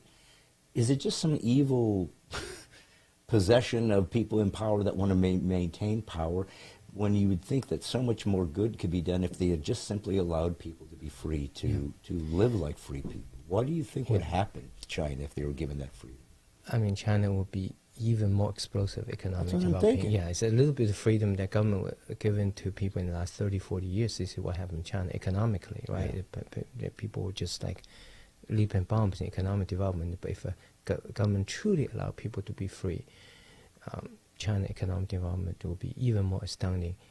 However, the question what you raised, I think it goes beyond China. It's about human nature. Yeah. Every leader has a balance between his or her own power on one hand and the benefit of the nation on the other hand. Any leader, almost universally, will choose the first one when it's given the opportunity. It's a human nature, selfish nature, the need to control, will pick self-interest over nation's interest when that leader is allowed. So is that system, if it's allowed that, so any dictator leader will never, out of his or her own, decide, you know what, I'm going to put the nation's interest on, because what that means is term limit. Yeah. It means that you don't get to call the shots forever. That means you cannot, really make yourself interest the only thing that is important. So I think the answer is cannot depend on the goodness or the soft spot of leaders. That basically will not happen in human nature. But what at the same time was most magical, most amazing about America is over 200 years ago, the idea of check and balance and the idea of freedom somehow was able to take root on this land in America. The same idea of democracy, freedom, even 200 some years later, today, still cannot take root in 2/3 of the world today. So how did it take root in this country? Right. They say, well, it's the beginning, the Mayflowers, the early leaders. But if the idea of freedom is only in the minds of few people, they do get crushed, like Tiananmen 1989. So it's not just the visionary leaders in the beginning. And how about natural resources? Well, there are countries with better natural resources in the Middle East that they still no freedom. And then they say, well, maybe just the great group of leaders. Well, we got our share of presidents in the history of America who not necessarily always put the nation's interest first. So what is it about this land where the freedom democracy could take root over 200 years ago? The same idea still cannot take root in so much parts of the world over 200 years later today in 2/3 of the world, including China. And I truly believe it's due to Christ. It's a God's experiment, taking this land and say, hey, I'm going to use America to show it is possible for human beings to form a society that's self-governing, that limits the government, that protect human rights and dignity, and put the freedom, individual freedom at the top, and allow people to make decisions based on merit of the country rather than individual power. So to protect what we have, and that's my point, the freedom we have means much more than for America. It's for the world, because this is God's experiment. Yeah. We don't want this experiment to fail. No, that's wonderful. And, if anybody would have a better perspective, it would be someone who's been under a regime of persecution and control. You said it earlier, if you aren't grateful for things, you will allow them to slip away. Right. It's just how we are. You take it for granted. I don't know how, if I was born to a rich family, I don't know how else to think. Isn't everybody rich? Doesn't everybody have food? I don't know how else to think. To be born in the United States of America is a double-edged sword. Because, Christ said that those who would have the hardest time getting into heaven were the rich. And you're thinking, and the disciples were befuddled by that. What? Haven't your blessings upon them proven that they are the good people? He says, you don't understand. They'll begin to worship the blessings. They'll begin to worship the things that they have been given. And that becomes their idol, instead of being grateful for those who is given to them, and begin to give it to others as well. It's a self-governing faith. Christianity expects you to give away things you need. I need love, you give away love first. I need friendship, you give friendship away. I need money, you give money to those that need it more. It's a counterintuitive belief system, because it believes the supernatural should be lived naturally. It can only be done that when you do things that go counter to the nature of man, which is prideful. I want it all for me. That's original sin. Every sin takes root in pride. I will be God. I will decide what works. So I appreciate when you give us perspective from someone who's been there. And I have heard numerous people from South America. There's a lot of Marxism there, of course. Certainly in China, if North Koreans who have come here, and they're saying it's happening here. We've seen it. Trust us. You don't want to go this direction. What do you think is the most dangerous elements of our culture in the United States that are happening that you can quickly say, this is a red flag, you need to immediately get a hold of this? Things free. Things free. It's very fitting to human nature that we're giving free things, then we're happy, we want more. Yeah. And but for someone who lived through that system, such as myself, as shown in this film, Sight, coming up, there are things more important than things free, which is called freedom.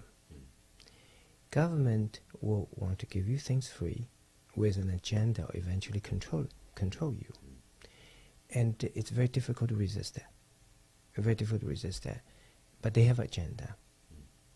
So it is for us to recognize what's the most precious at core of America. It's a system that is above human nature. It is calling us to heed a higher calling, that is, can we be a people, perhaps for the first time in human history, that live not controlled by human nature, greed, and want to control, but for higher calling, because what we preserve in the process is something so much more valuable, precious, for our well-being, which is being free, and being able to be protected as human being, being able to speak up, being able to really live in a free spirit, knowing that you will not be crushed by any people in control. But in that process, we recognize there's so many forces in our society, in America today, that having experienced Cultural Revolution myself, I see things happening where folks in America have no idea where things are going. But do you think anything specific that people can see, like you can speak to them and they go, this is, well, welfare state, I think, is what you've already mentioned. Yes, If people are giving you things and you have they're stealing your dignity because you're not working for it, right. and you become dependent on it because you have no way to replicate this because they've stolen your ability to know how to make your own wealth. So that automatically makes you a slave, because all they have to do is say, I'm going to take this away. And you go, okay, what do you want me to do? Yeah. And then the other is cancel culture. Okay. Yeah. That you cannot say, based on what you believe, and you are supposed to act in a certain way. And that is the essence of dictator. Yes. They put those constraints so that this is not allowed and this should be cancelled. We need to recognize that. We need to recognize these are the beginning. Give things free to you, so eventually with agenda control you, allow and not allowing into things you can say or you do. On the surface, sometimes we don't see that, but it's like a pot. If you heat up very quickly, you jump out, right? If you're the frog in the water. Right. But if they're slowly cooking, slowly warm up, you don't even know it's changing. But if you realize, it's maybe too late. So we need to be sensitive and really watch out for these things happening that eventually erode human dignity and freedom. And speak truth at all times. Yes. At all times, whatever it costs. Because if you don't do that, then you will be controlled. So I don't want to put you in an awkward position, so if you don't want to answer this question, so be it. But I'm curious. So as much as you're proud of your heritage, I mean, why wouldn't you be? It's a long one. And you've certainly accomplished things, and you're grateful to be in the United States. But I'm curious, do you ever feel, because you do speak against Chinese government, you're very... I mean, we all do in free places. But do you ever feel perhaps that there's a threat to you? Have you ever felt as though they're kind of watching me? They don't want me to say these things? I mean, has it filtered that deep into even our country? And again, I don't want to put you in jeopardy, but have you experienced that kind of? Yes. On a regular basis, because my book, From Darkness to Sight, is about my faith journey. From atheist to believer. You've seen the movie God's Not Dead. In that film, the Chinese student who went from atheist to believer, that was inspired by my life story. I see. And so, faith journey, that government there would not like it, but also advocate freedom, appreciating freedom, such as the film Sight, coming up based on the book. I could be put into jeopardy, and I'm sure that I'm being watched. So you are a threat. Anybody that Yes. tries to Yes. expose the Yes. nefarious intent of a Yeah. Chinese government, which Yeah. wants to control everyone, Yeah. is not pleased with that. But I just wondered if, being from China, escaping, Yeah. if they are kind of saying, we don't want you to talk about this, and if they're actually, letting you know that. I don't know. I just, like I said, I don't want to, but Yeah. perhaps they're giving you little phone calls in the night saying, hey, enough of this. We're Yeah. not putting up with this. I'm sure I'm being watched, and I'm sure with the release of the film, I had to watch out if I travel back and all these things. I've been, warned about not to speaking out too freely. But it's compared with the price that those disciples paid for after resurrection, that they stay the truth, they will become martyrs, dying for truth, that what I'm doing is very little. So I need to stand up. Do you visit China? Do you go back? Yes. And you feel safe that they're not going to kidnap you or something? I have been traveling freely, but with the release of the film, I may be more restricted. Well, you brought that up, and I was privileged to get a preview of the film and watched it as you were beginning to build some awareness of it, and thank God you were able to get a distributor, and you were able to get into theaters, and you got people to support it, because I think it was kind of a grassroots project. Yeah, I don't know if it was your own money, but you were able to get a film with Greg Kinnear as co-star, who's a very well-known, maybe an Oscar-winning actor, I'm not sure. Nominated. Yeah, nominated. And so, but it's called Sight, and it's your story, and it's an amazing story. I mean, maybe we'll talk about it for a second after we come back from this, but I wanted to show you a quick clip of the story about Dr. Wang and what he went through, and it's much more in depth about his experience in China, how he got out, but then what he ended up accomplishing here in the United States. It's ridiculous. So we might talk about that just for a moment too, but if you would, hang on for 1 second. In fact, Wyatt, if you have that clip, why don't you run that right now? I'm going to help you see again. You said it was impossible. Ah, there he is, the good doctor. You're going to be on the cover of the Tennessee Herald tomorrow morning. You may get a date out of this. Not with that picture. Very funny. Our pro bono office got a call from India. A little girl, 6 years old. Apparently, street beggars make more money if they're legitimately blind. So the stepmother poured sulfuric acid in each of her eyes. I'm going to help you see again, Kajan. Is it true that multiple doctors declared your patient irreversibly blind? Yes, but I developed this new breakthrough technology. Here we go. Do you see the light? No. I can't see anything. I have this patient from India. She reminds me of some things in the past that I can't get over. The present is made possible by the past. A long time ago back in China, there was an uprising in my hometown. Many bad things happened. So we came to America. Yes. It's hard getting into medical school, but you coming from China, don't waste your time. You cannot change the past, Ming. I feel like I'm stuck. Hello, doctor. This is Maria. We want to give her a chance to see again. I don't even know if I can perform surgery anymore. I left you. Stop it. You need to just let go. I just don't want Maria to end up like Kajal. We can only do our best. I'm with you, Ming. We can do this. I refuse to believe there is no purpose. I will be praying for you. Kajal is teaching me that there's more to life than what you see. We have to keep going. Thought you said it was impossible. Can you see yourself, Maria? I'm so pretty.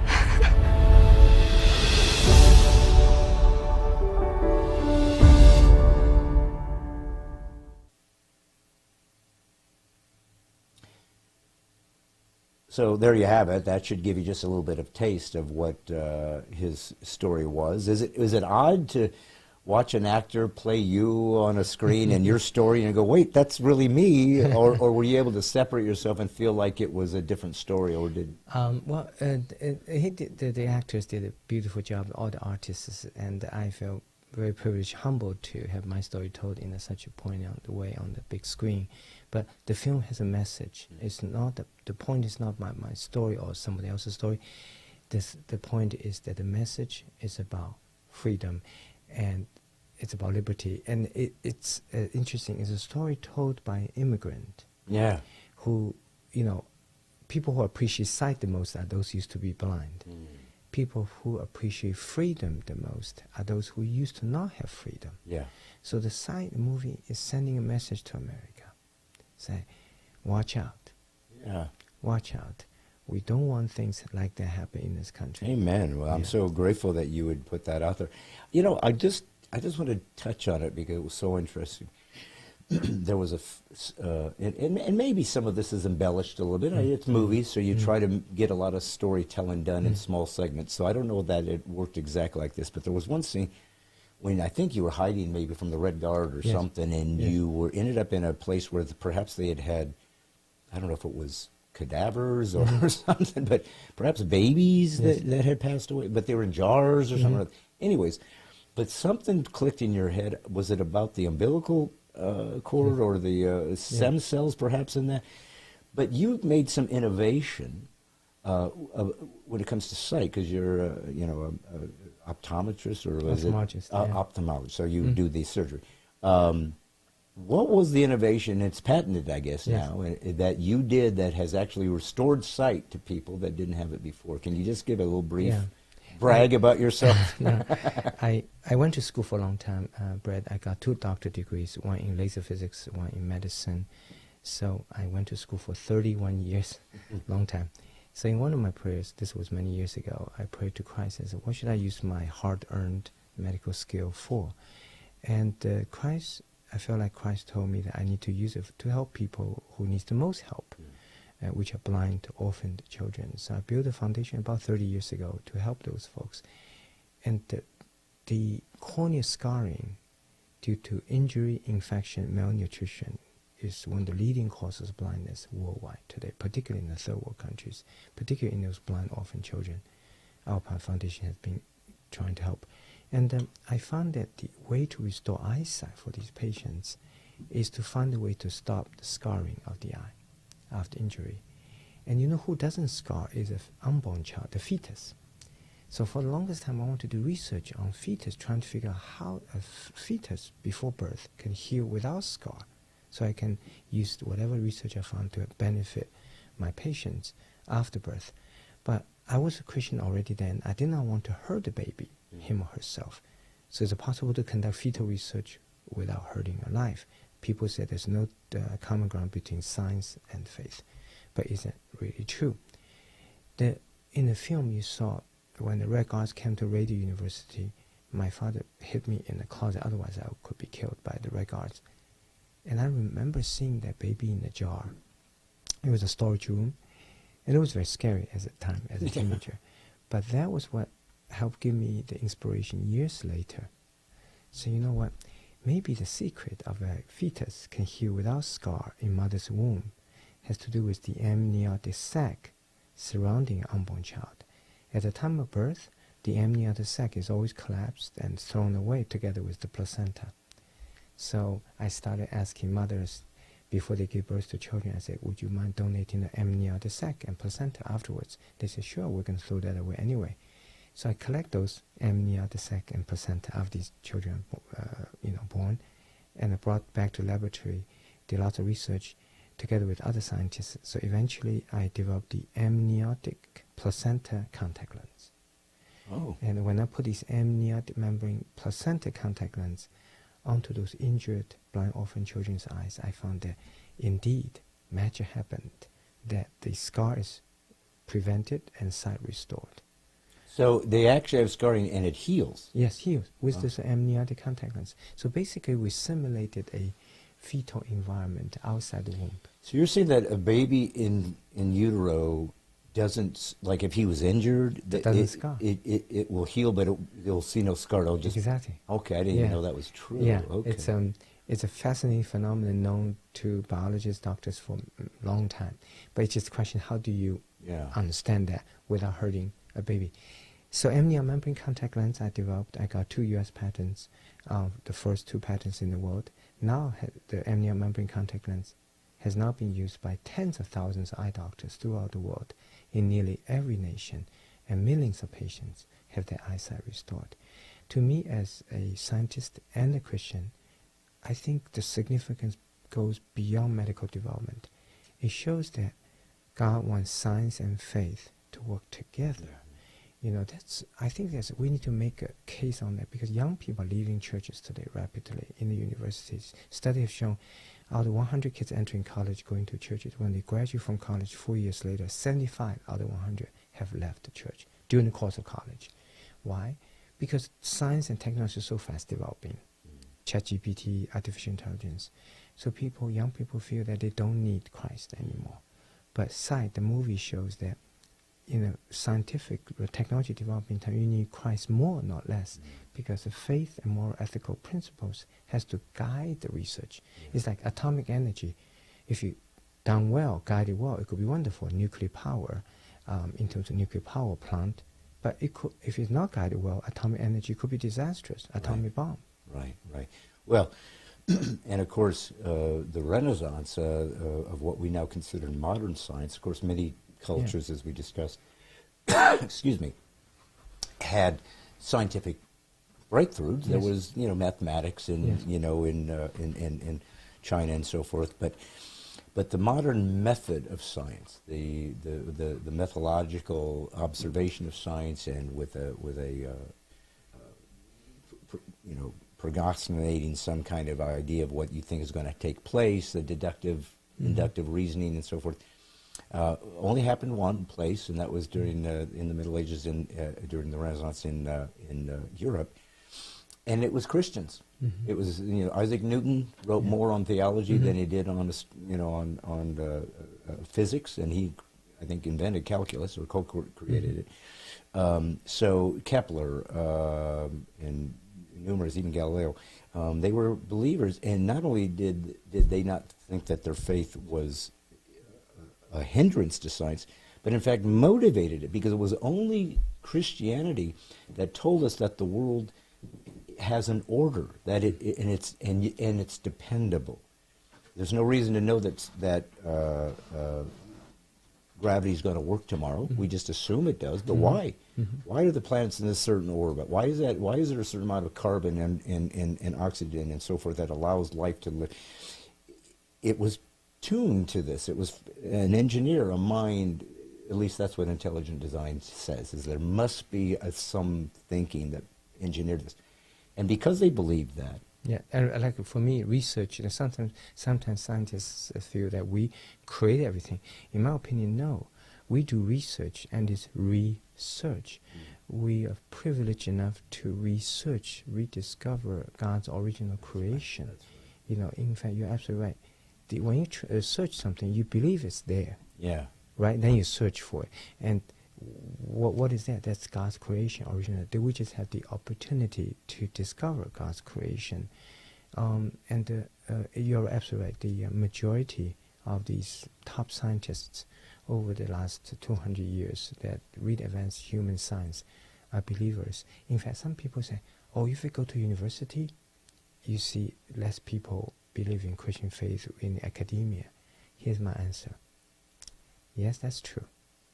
But if you go higher level beyond that, not just average scientists, to great scientists, and you see the reverse trend. Amen. They're more believers because they really understand, when they dig deeper, research deeper than average scientists, to realize what's the truth that behind all the science. Yeah. The science tells you what things are, but faith, Christian faith in Christ, tells you why things are. Amen. Well, that's what so many of the materialistic, atheistic, postmodern scientists don't appreciate as philosophy. They think it's irrelevant. Dawkins said it's dead or whatever. But what you just said is exactly the key. It's that science is great at observing and speaking about who, what, when, where, and how. It's wonderful at that. It's excellent. But why isn't physics? It's metaphysics. It's a whole nother world that belongs to what we're here for, why we're here, and what makes us what we are. So I'm just so grateful for that there are, wonderful brothers in Christ like you who also have done such wonderful things for humanity. You're being Jesus for these folks, and you're just living it, and I'm so grateful for that. I love you and grateful for your movie. It's called Sight. I don't know. Well, we'll put it up on the card so you can see it. It's coming out October 27th. Yes, and it also by Universal Studios and in theaters across the United States. And also the film Sight has recently won the top prize, Best Picture, in ICVM International Christian Film Award. Oh, wonderful. Beating several hundred Christian films from around the world.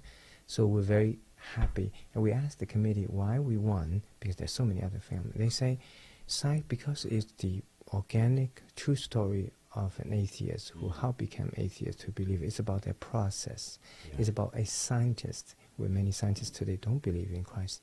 So it's a powerful movie, unique because it can speak to skeptics. Yes, yes. Well, I'm going to let you go, but I'm going to ask you one more question for the audience, because it's important. I don't have double doctorates normally on my program, and not only that, but you did it in the highest ranking, Harvard, MIT. I mean, these are, amazing institutions of learning and so forth, unfortunately being corrupted by materialism and postmodernism, and forgot their Christian roots. Certainly Harvard was a Christian university. But you have the credentials, certainly, to say you are a scientist, you are a doctor. You've got two of them, and have done groundbreaking science in helping people and doing things. So your credibility in your bio it has no, there's no way to dispute that. So why don't you, to the camera, why should you look to this one here? Tell anyone out there, an atheist or a scientist, who has abandoned his faith or feels like it's irrelevant because he thinks, I'm intelligent, I don't need God, I have logic, I have science, I have reason.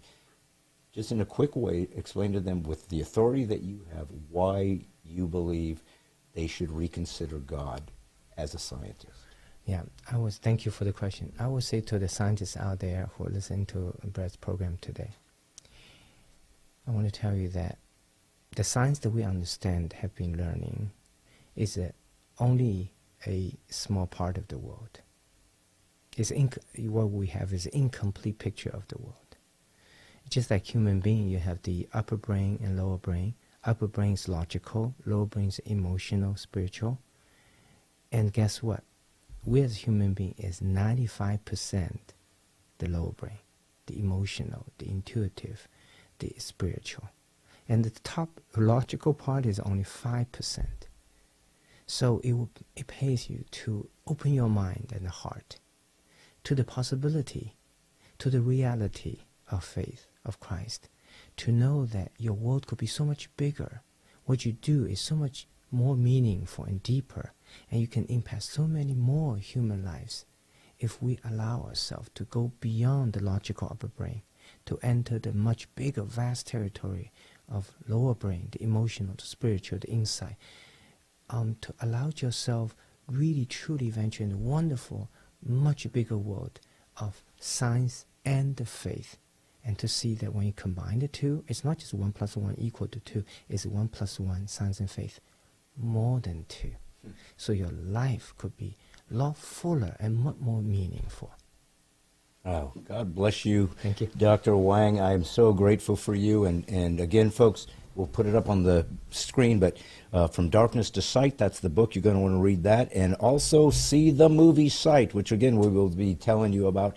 And you saw the trailer for. So this is really what Stine Has Issues is all about, folks. It's just trying to get a coalition of regular old Americans, even the new ones, who brought such great things to America. And that's why America's great, because it was immigrants, people from all over the world, much older cultures, bringing the best of their culture to this country, and then saying, we want to join you. We want to merge together and become a beautiful, amazing country, unlike any in history, because it was built on a creed. We find these truths to be self-evident, that all men are created equal and endowed by their Creator with certain inalienable rights, amongst which are life, liberty, and the pursuit of happiness. And as Dr. Wang said, for a couple hundred years, we've kind of pulled it off. It's precarious now. There are groups that do not want this nation to survive, and if we're going to, we will have to be a peasants' revolt. We will have to fight against the corruption of D.C. and all the institutions and the oligarchs, the rich, who want to control the rest of us. Not on our watch. You might win. I know where I go when I die, but I will go down fighting, because I believe as a Christ follower that truth and freedom and agency that God gives all of his creation is sacrosanct, and it's worth fighting for. Some things in life are more important than life. And a Christian understands that, folks. Political correctness is cultural Marxism. It's evil, and it needs to be despised. PC free is liberty. So when somebody says you're politically incorrect, always say thank you for the compliment. We're doing the best we can over here at Stine Has Issues. Please subscribe. Please sign up. Please share this so that we can grow the militia of the mind, and go to bradstine.com for joining the mighty 10,000 so we can continue to make this content, and even more so. Remember, folks, it's God's Comic Brad Stine, and all I'm doing is putting the woke back to sleep. See you next time.